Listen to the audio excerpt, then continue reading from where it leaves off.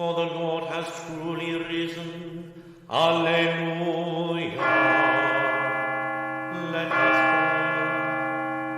O God, who have been pleased to gladden the world by the resurrection of your Son, our Lord Jesus Christ, grant, we pray, that through his mother, the Virgin Mary, we may receive the joys of everlasting life. Through Christ our Lord. Amen.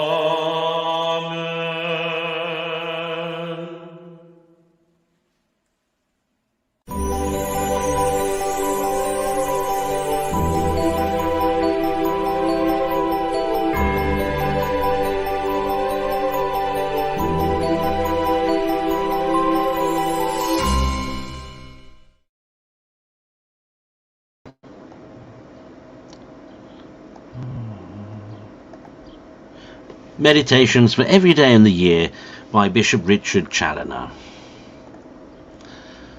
Monday, within the octave of the Ascension, on the excellence of fraternal charity. Consider first that charity is the queen of virtues and the most excellent of them all, according to the doctrine of the Apostle, 1 Corinthians 13, verse 13, and this not only as she loves God in himself, but also as she loves him in our neighbours, by loving them for his sake. For, as the motive is the same in both these loves, so the virtue is the same. Hence St. Peter calls upon all Christians, 1 Peter 4:8, before all things have a constant mutual charity, for charity covereth a multitude of sins.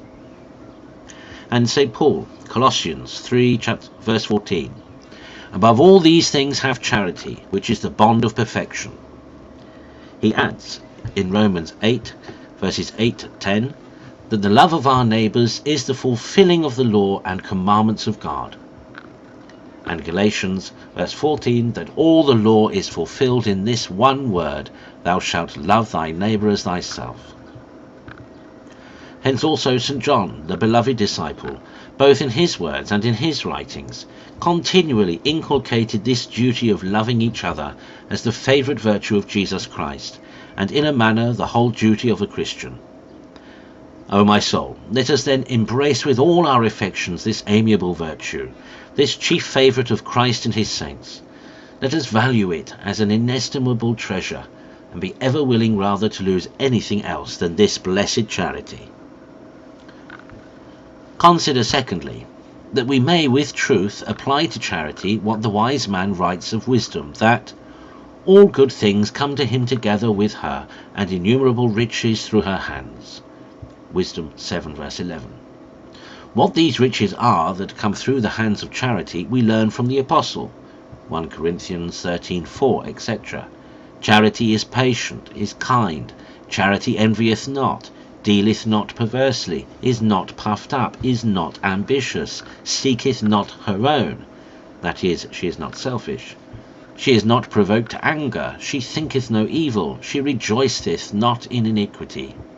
That is, in anything that is wrong, but rejoiceth with truth, being pleased with all that is right and true. She beareth all things, believeth all things, hopeth all things, endureth all things. See, my soul, how many virtues are the constant attendants and offspring of charity. Oh, how amiable is this character of the truly charitable Christian. Oh, how lovely is the parent of all this heavenly train. Consider thirdly, that charity, in the strictest sense, is indeed a heavenly virtue, as well because she maintains her ground in heaven and receives her full perfection there, where faith and hope are no more. Charity, saith the Apostle, 1 Corinthians 13:1, never falleth away. As also because the eternal charity of the saints is no small part of their heavenly happiness. Their love of God is their essential bliss, their love of one another in God, and the joy that they conceive at one another's happiness multiplies, as I may say, their heaven to as manyfold as there are happy spirits and saints in heaven. And no wonder, since charity, even here below, when it is perfect, brings with it unspeakable joy, and in a manner a heaven upon earth. by keeping all the passions under and establishing the reign of peace and joy in the soul. As on the other hand, where there is no charity, the passions are all let loose, hatred, envy, jealousy, revenge, etc. The soul is always in a storm. She is a stranger to peace. She is in confusion and darkness, and the very image of hell, where it is no small part of their misery that they cannot love. Conclude to aspire as much as thou art able after this heavenly charity. She will teach thee, whilst thou art here upon earth, to emulate the love of the blessed in heaven. She alone will bring thee to their happy company.